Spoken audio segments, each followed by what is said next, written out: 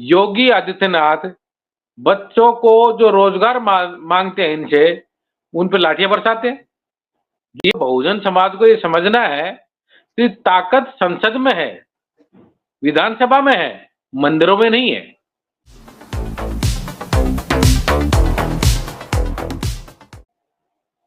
नमस्कार, मैं अरविंद कुमार। आप देख रहे हैं भारत राष्ट्र। हरियाणा से ईश्वर सिंह जी हैं। जी, हमारे चैनल पर आपका एक बार फिर से स्वागत। धन्यवाद अरविंद जी, और भारत राष्ट्र चैनल का बहुत बहुत आभार, और इनके जो भारत राष्ट्र चैनल के सभी दर्शकों का बहुत बहुत आभार।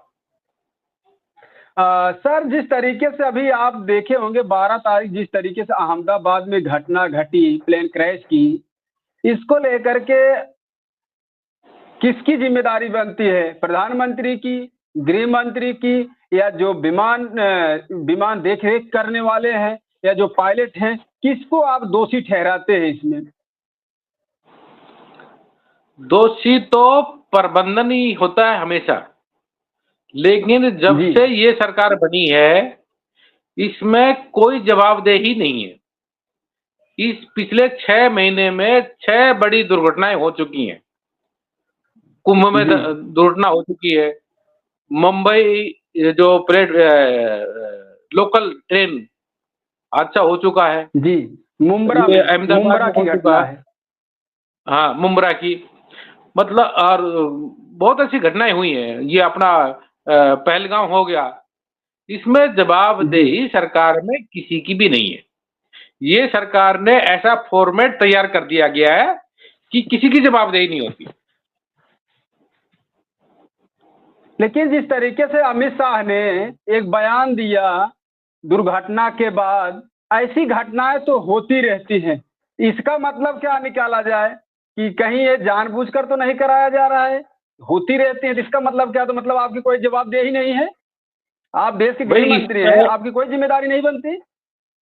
नहीं, इन्हीं के राज्य के पूर्व मुख्यमंत्री विजय रूपाणी, जिनका लकी नंबर था 1206, और उसी लकी नंबर की तारीख में ये विजय रूपाणी उस विमान हादसे में मारे गए। तो बताइए, अमित शाह कैसी जिम्मेदारी लेंगे? समझ रहे हो इस बात का? जी जी। तो ये गैर जिम्मेदार, बताइए बताइए। जो ये जिम्मेदारियां इनको लेनी चाहिए, क्योंकि आप इतने बड़े पद पर हो, आपको इस तरीके से बात कहना देश के लिए कितना हानिकारक हो सकता है? ये विमान हादसे से पहले, कुछ ही दिन पहले, जो मुंब्रा रेलवे स्टेशन पे लोकल ट्रेन हादसा हुआ, वहां पे भीड़ की हालत देखी। ये लोग जो है मुंबई से अहमदाबाद बुलेट ट्रेन चला रहे हैं, और उसी रूट पे लोग रोजमर्रा की जिंदगी में नर्क झेल रहे हैं, भीड़ में लटक करके अपनी दिनचर्या कमा रहे हैं। ये इशू कौन सुधारेगा? ये बुलेट ट्रेन बना करके किसकी जिंदगी सुधार रहे हैं? आम नागरिक की।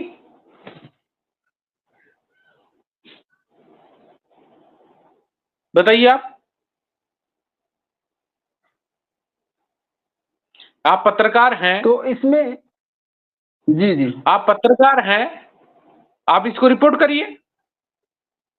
जब ये लोकल ट्रेन में हम है, ये कौन सी चौथी अर्थव्यवस्था होगी?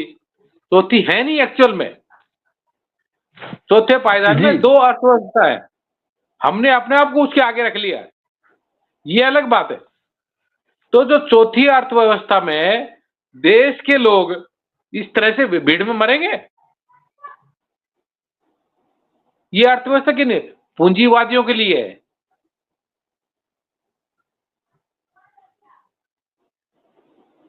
बताइए आप।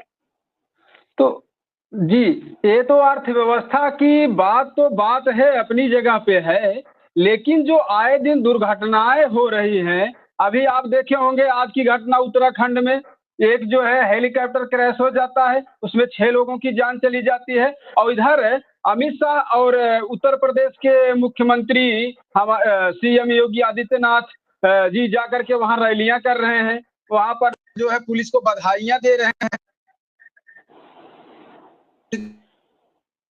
बड़ा आवाज नहीं आ रही आप। महान कार्य किए हैं। तो जो वहाँ पर मारे गए लोग हैं, उनके लिए क्या कोई संवेदना नहीं है?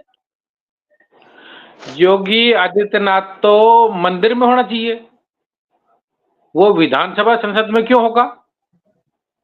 जब मंदिरों की ताकत सबसे बड़ी है तो उस ताकत में रहना चाहिए था। इसका मतलब हमारे जो बहुजन समाज को ये समझना है कि ताकत संसद में है, विधानसभा में है, मंदिरों में नहीं है। ये योगी आदित्यनाथ से हम आसानी से समझ सकते हैं, लेकिन हम समझना ही नहीं चाहते। योगी आदित्यनाथ बच्चों को जो रोजगार मांगते हैं इनसे, उन पर लाठियां बरसाते हैं। जो कावड़ होते हैं, जो पाखंड करते हैं, उन पे हेलीकॉप्टर से फूल बरसाते हैं। ये विचारधारा तो समझनी पड़ेगी ना।